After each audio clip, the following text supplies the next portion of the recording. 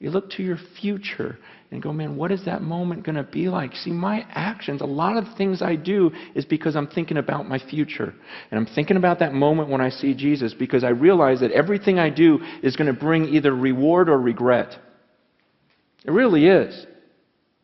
I've got an extra $1,000. Okay, on that day, that future, when I see Jesus, what is going to bring reward and what's going to bring regret?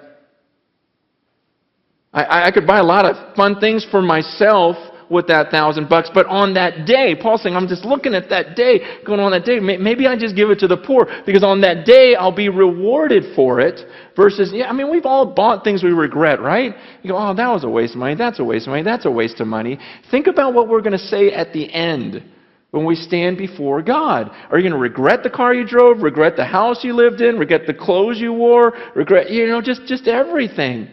What are you going to regret? How about your time and how you spent it? Are you going to go, oh, I'm so glad I watched 7,000 movies?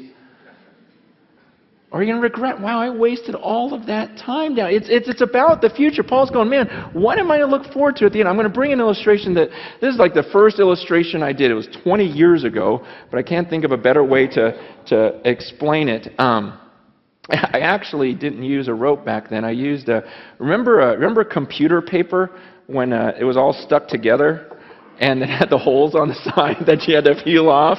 Remember that? I remember getting a roll, and some of you guys have no idea what I'm talking about, which is crazy to me.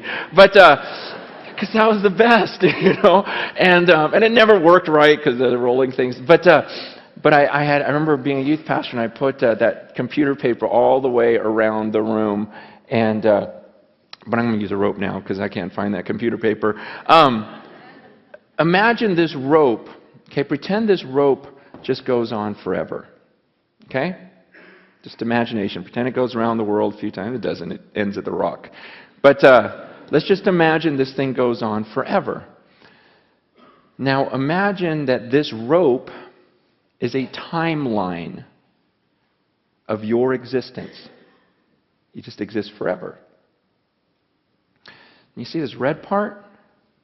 This would represent your time on earth. You've got a few short years here on earth, and then you've got all of eternity somewhere else. This is your existence. And what blows me away is some of you, all you think about is this red part. It's all you think about. You're consumed with this. You go, oh man, I can't wait till here. I'm going to work hard. I'm going to save so I can really enjoy this part right here. And you're consumed with that. And you're thinking, oh man, am I going to get to travel? Am I going to eat well? Am I going to do this during this part? And I'm like, are you kidding me? What about this? What about this? What about all this stuff? It's crazy to me because the Bible teaches that what I do during this little red part determines how I'm going to exist for millions and millions and millions of years forever. And so why would I spend this little red part trying to make myself as comfortable as possible, enjoying myself as much as I can? Paul says, look, I'm going to live my life for this mission. I'm going to spend my life, invest my life for this moment when I cross that finish line.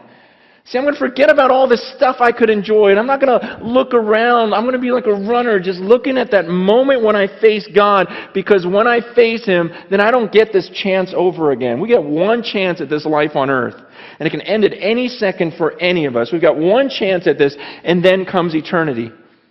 And I'm not going to be fooled. I'm not going to spend my life down here. See, people look at some of my decisions and go, oh, you're so stupid because that's going to really affect this. I go, no, you're stupid because it's going to affect all of this. Man, I'm serious. I look at the way people live and I go, wow, that is so crazy. You are so crazy. You're going to do that right now, just to enjoy right now, not even knowing if you have tomorrow, and you think that's smart and that I'm dumb? It doesn't make any sense. Paul goes, I'm not going to look around at all this stuff. And it's tempting. It's tempting to all of us. That's what I'm saying. Down here, it's crazy because everyone lives that way. Everyone lives for the red part. No one's thinking about the millions of years afterwards. It's just this crazy deception that we can't get out of our minds. And Paul goes, I'm not doing that. He goes, I keep my eyes on that. I keep my eyes on that finish line, and I'm going to forget what's behind me. I'm not looking around. I'm straining. He goes, I'm straining forward. I'm like stretching forward for that mark. I'm going to pass this thing. I'm going to live this out, and I'm going to face him. I'm going to come before the judges, and he's going to hand me that trophy. He goes, I'm going to get it. And I haven't gotten there yet. He goes, but you better believe I'm using every muscle, exerting every bit about me, because I'm going to pass that line well.